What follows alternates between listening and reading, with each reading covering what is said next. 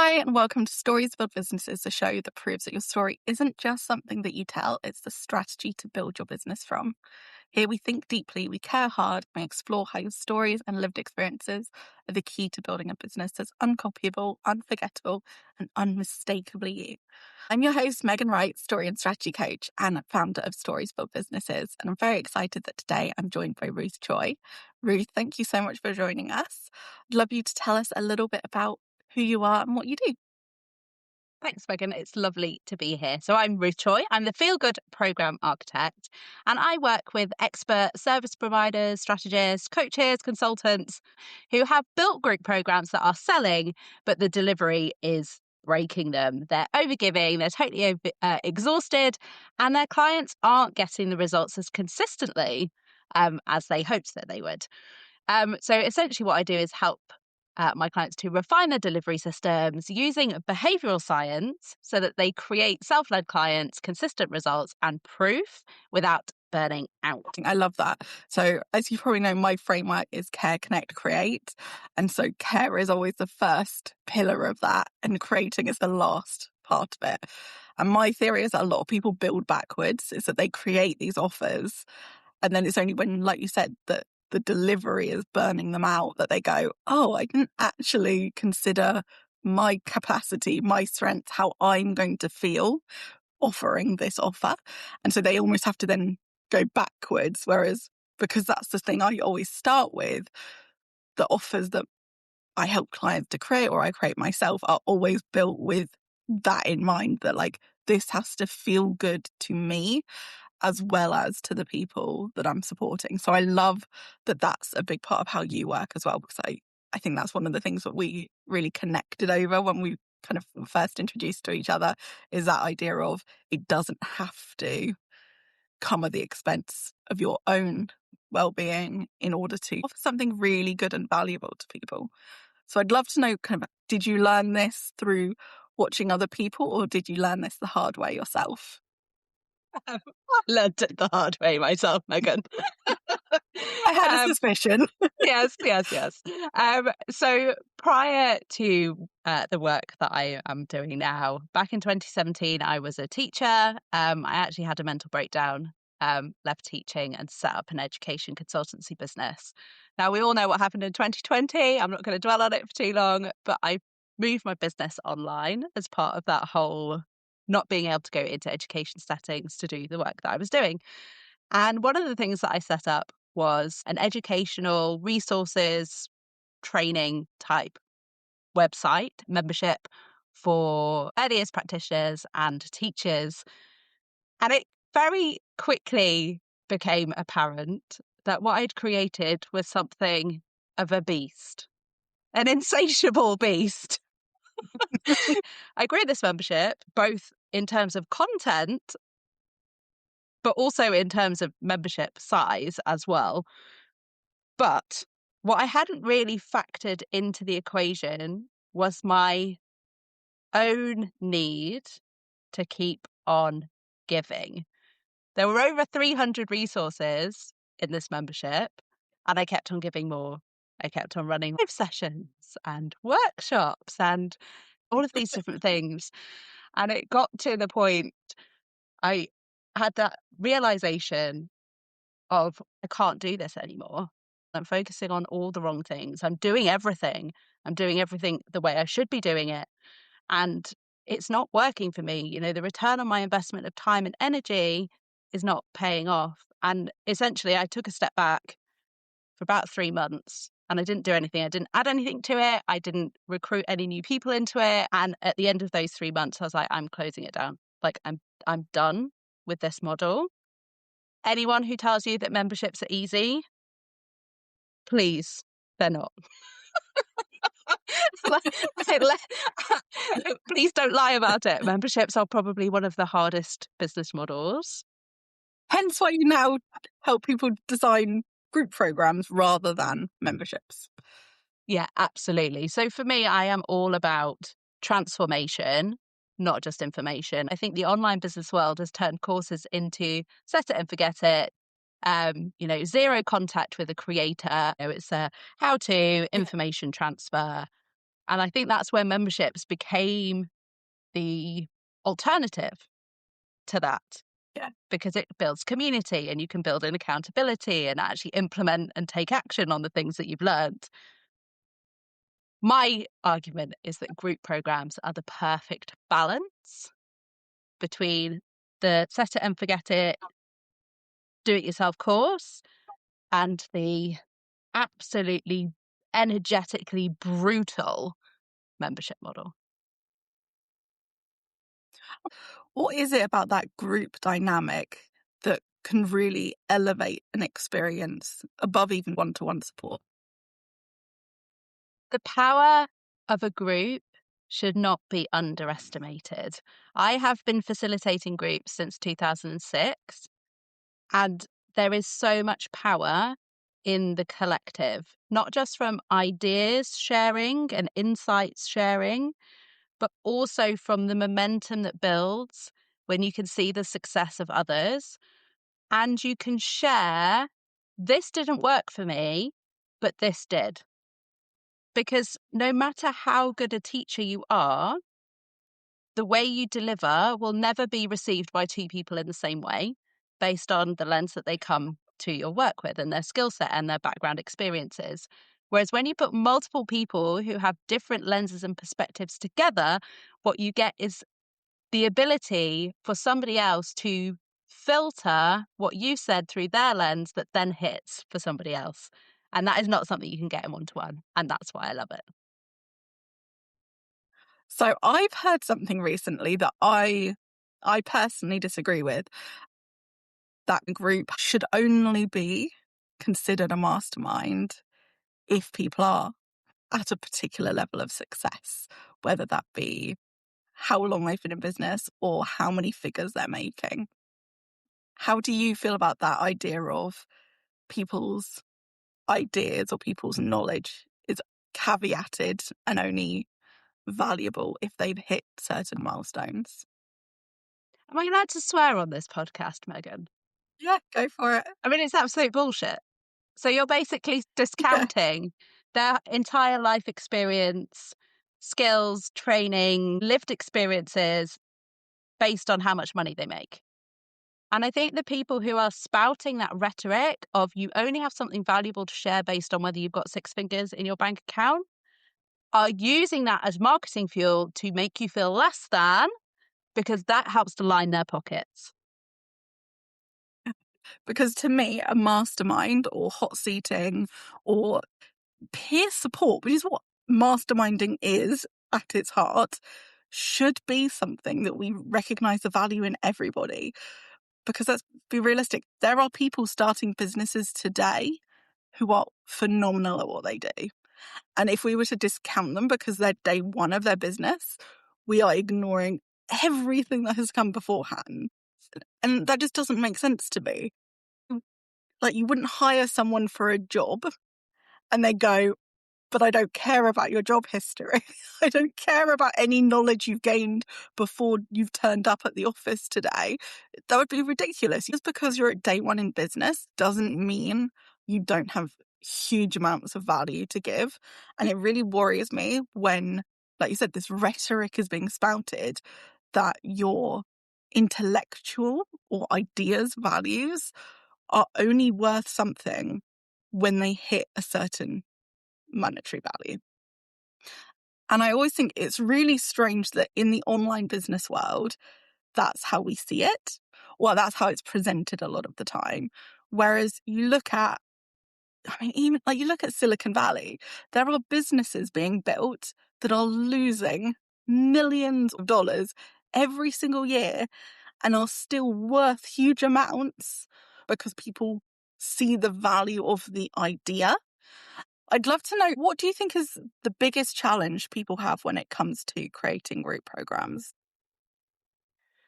The biggest challenge that I see for my clients is that the people who are teaching people to create group programs are looking at things through a let's scale at all costs lens. They're chasing the money, they're chasing the metrics, and they forget the people. When we distill the Yeah. essence of behavioral change to what tech platform we're using and how it's going to be delivered in a very, you know, superficial, arbitrary kind of way, it leads people down the false path of thinking if I just have some live calls on Zoom and a Facebook group, clients are going to get results.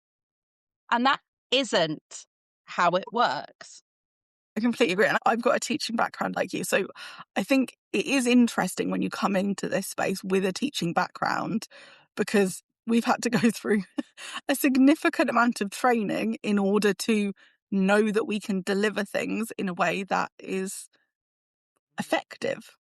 And it is a different skill set from public speaking or delivering a webinar. These aren't things which can just be skipped over because they're the difference between designing something that's going to have an impact and something that people are going to sign up for and then wish they hadn't. Yeah, absolutely. And I think it's very easy to design for knowledge transfer, that kind of Yeah. passive lecture style. But with adult learning transformation journeys, they don't want this all seeing guru. They actually want you to be at their level, walking with them, with other people as well. And when you start to look at adult motivation for learning, how you then design changes because essentially I've distilled it down to 4 core motivational levers. So belief, belonging, relevance, and ownership. So we have to start with the motivational stuff to understand why we're doing certain things. And from then we can design a journey of change. I've got a 5-step journey of change. Only one of those is about curriculum. So I think it's so much broader than brainstorm everything you know and chunk it up into 12 modules and deliver it on Zoom every week. Like that's not it. And we know it's not it. We've all been there. We know it's not it. I love that idea of how you experience something is going to have a huge impact on whether or not you're successful within that group, within that program. I would love to know what has been the learning experience that for you has felt most revolutionary or most impactful? That is a brilliant question because I have experienced a lot of very shoddy learning experiences online. I would say the reason why I'm doing what I'm doing now is because back in 2022, when I'd burnt the membership down and I was like, what the hell do I do with my life? Um, I was having a rant with my mentor and she said, Ruth, you've got the skills to do something about this. Like, go fix the thing. So that would be my thing is like somebody actually calling me out and saying, well, go do something about it then. What about outside of the business world? Has there ever been an event or something that you've been involved in where you've gone, actually, the experience of this was what really was valuable to me, more so than the information? I think for me, I've always said that I learn by doing and by trying and by making mistakes. And I think anything where you actually have a challenge and you have to kind of get around the challenge is where you experience the growth. Always think there is power in being in the room with others. Like, I think there's just something energetically that happens when you're in the same space. So I think in answer to your question, in a roundabout way, actually doing things, not just listening, makes for a good learning experience. And I also think being in the room, which is interesting for online programs. Yeah. And one thing I really hear from you is how passionate you are about changing how people see group programs. What do you think it is that is helping you be so determined to make that shift and to help other people recognize that there's a different way of doing this? Because I think the longer the cycle of bad experiences goes on, the harder it is for any of us to succeed in business. And then we've got this whole elephant in the room of AI and what that does for information and knowledge transfer. And if we get stuck in delivering that way, AI, it will replace you. If you cannot curate an experience based off community, accountability, motivation, bringing people together, facilitation, you are obsolete. So a lot of the work that I do is based on this idea that your stories, the things that have shaped you through your life, are an integral part of how you will build a business. So not just storytelling as marketing, but actually your story as the differentiator between how you do something and how someone else does something. So I love hearing about all of the different things that have shaped your approach. But I'd love to dig a little bit deeper. When you look back at your life, what are the moments that you think created Ruth as she is now, that is able to take on this mammoth task of changing the landscape of group programs? What makes me ready for this? You know what, Megan? I'm not sure I am ready, but that is the reality, isn't it? Is that we're never really ready. And I think we have to pursue the passion that is there right now. And this is the passion that's there right now. I love that, because actually, I think so often we do keep ourselves in that, am I ready for this? And taking the leap, not necessarily when you're unprepared, but there's a difference between unprepared and fully ready. Like sometimes you just have to give yourself that little like, okay, I'm just going to go for it. So I guess I'd love to know, have there been other times in your life where you felt, I'm not sure I'm ready for this, but I'm going to go for it anyway? So when I left teaching, I bought into a franchise business and I did that for a year.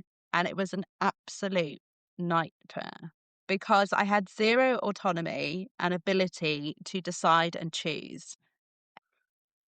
And throughout that process, I was so frustrated by being caged in and by trying to be put in a box that it was like a trigger for me to actually go, what am I good at? Like, what can I do? Like, Yeah. can I actually run a business without having these constraints and without having to fit in a box? And as soon as I realized that I could, that took the box away.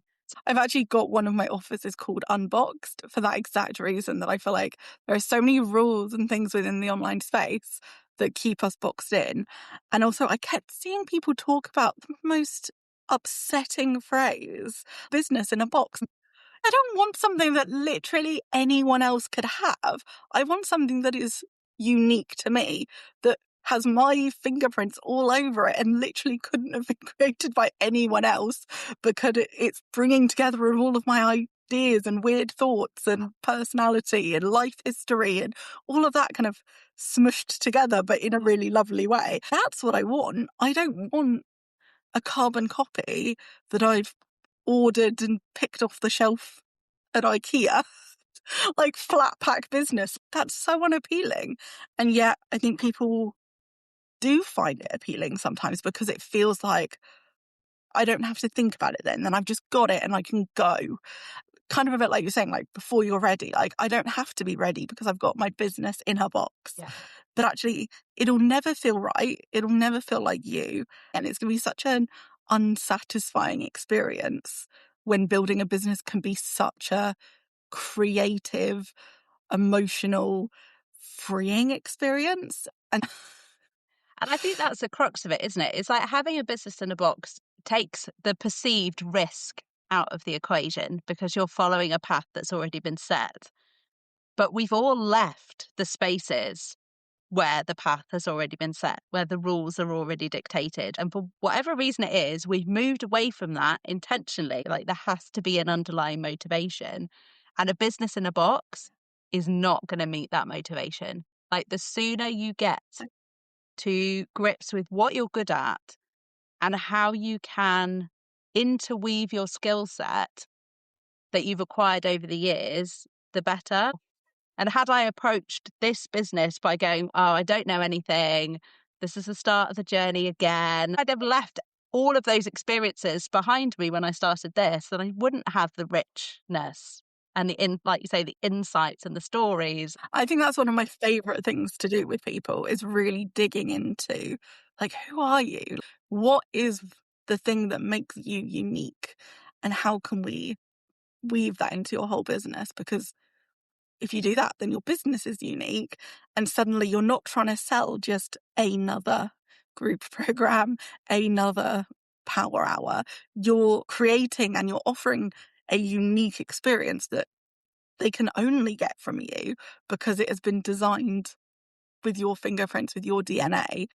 There's nothing wrong with using storytelling as marketing, but it's so much more powerful when those stories, when who you are, is throughout everything. I always think it like a stick of rock.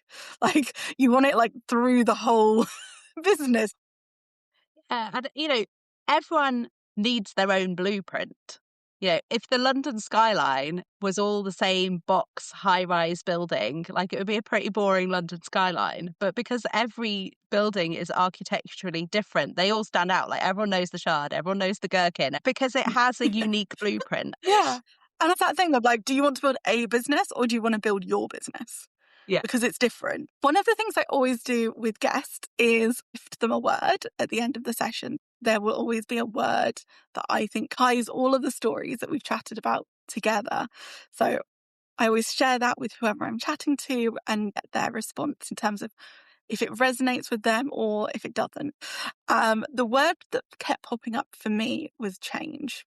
This idea of creating change, and not in the sense of kind of changing the world necessarily, but changing the business scape and changing how people particularly do group programs or work in a particular way.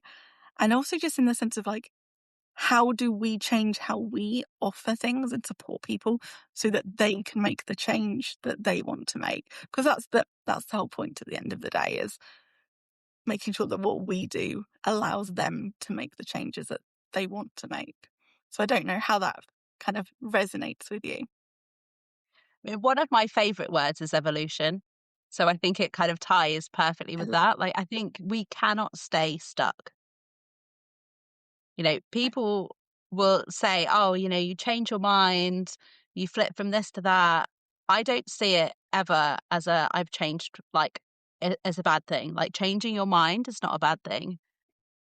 And I don't think we should be afraid for ourselves or for our clients. Like, change, evolution is normal. Like, staying the Yeah. same is abnormal. Nothing in nature stays the same. So I think we need to adopt that into our business, into our life. Change, evolution, it's all part of the process. I love that. And I've loved this conversation. Thank you so much for joining me today. And thank you to everyone who's been listening to Stories Build Businesses. If today's episode resonated, I would love you to share it with someone who you think would love to hear it. And let me know over on Instagram at Stories Build Businesses. And remember, your story matters more than you think. And the way you build your business gets to feel really good. See you next time. Bye.